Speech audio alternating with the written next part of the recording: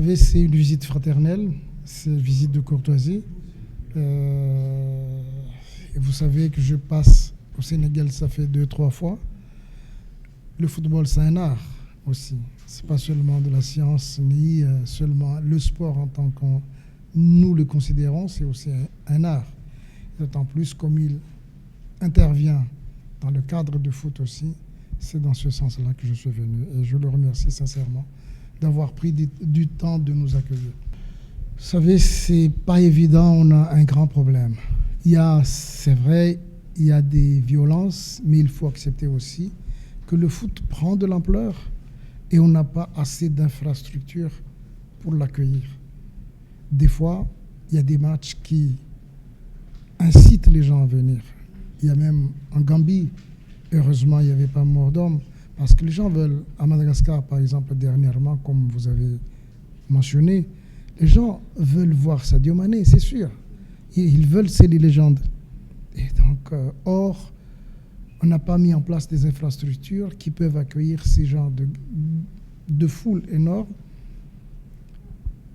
Et de l'autre côté, l'organisation, évidemment, a fait défaut. Et donc, nous essayons de remédier tous ces genres de problèmes. Ça a existé depuis toujours, ce n'est pas une excuse, mais il faut l'éradiquer pour que le foot soit un spectacle, comme tout spectacle, avec une bonne organisation. Vis-à-vis du Sénégal, ça m'impressionne beaucoup en tant qu'homme politique dans mon pays, de voir un chef d'État qui essaie de mettre en place des infrastructures. Vous savez, il y a peu de pays qui ont mis en place un aéroport aujourd'hui. Tout passe par l'aéroport. Vous venez d'avoir un aéroport international. Vous venez d'avoir une arena pour d'autres disciplines sportives. Et moi, je confirme peut-être que c'est la différence peut-être avec certains hommes politiques du continent. Je me rappelle, lors de notre première rencontre ici à Dakar, il me l'a dit officieusement qu'il va construire un stade. Et lorsqu'il a annoncé publiquement, j'ai écouté le discours lors de l'inauguration de l'aréna sportif, il a annoncé déjà publiquement qu'il construira un stade de 50 000 places. C'est ce que nous tous nous souhaitons, ce genre d'hommes politiques dans notre pays respectif pour que l'Afrique bouge. Moi, je pense que le Sénégal, sur ce côté-là, bouge. Ah, pourquoi le choix du Sénégal? Vous allez m'aider peut-être à ce moment-là. Vous savez très bien que moi, le Sénégal, c'est un pays du football.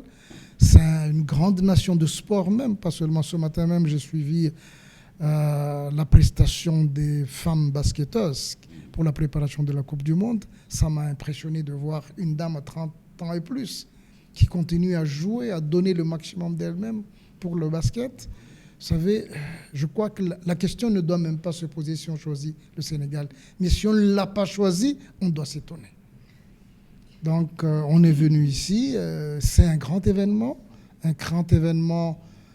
qui fait appel à beaucoup de gens, à beaucoup de spécialités, dont notre grand frère même qui est ici.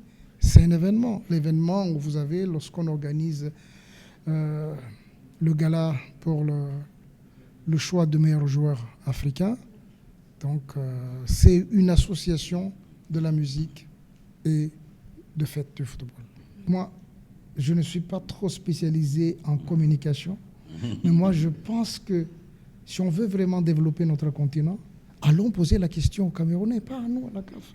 Nous n'avons pas de responsabilités de construction des infrastructures ni quoi que ce soit. Et je suis vraiment très étonné sur la réaction des médias africains sur ce volet-là. Je n'ai jamais entendu un journaliste qui est allé voir le Cameroun, qui a fait d'investigations journalistiques pour voir qu'est-ce qui se passe réellement ici. Moi, je suis comme vous. Je n'ai jamais mis mes pieds au Cameroun jusqu'à maintenant. Depuis, il y a les gens qui sont responsables de suivi qui sont partis là-bas. Rien n'est officiel aujourd'hui quant à l'aboutissement de cette démarche. Pourquoi vous pensez toujours négativement comme ça? Eux, ils ont la Ligue des Nations. Pourquoi ils ont créé ça? Si vous voulez savoir, c'est pour éliminer les gens qui profitent de football pour tirer le maximum d'argent.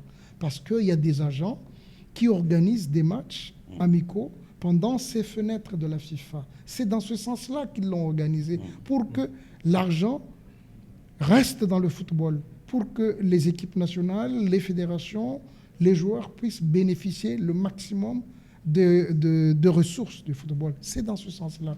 Nous, en Afrique, nous avons la CAN et nous avons le championnat d'Afrique des Nations. On est en train de réfléchir comment relever le niveau de compétition au niveau du CHAN, parce que nous avons cette particularité où nos joueurs, à 90%, ceux qui jouent la CAN, ils sont ailleurs. Et là, c'est pour ça qu'on remercie nos prédécesseurs qui ont pu trouver, c'est une bonne chose, c'est un bon héritage, ils ont pu trouver ce formule de compétition qui est le championnat d'Afrique des Nations, où on intègre les joueurs locaux pour participer.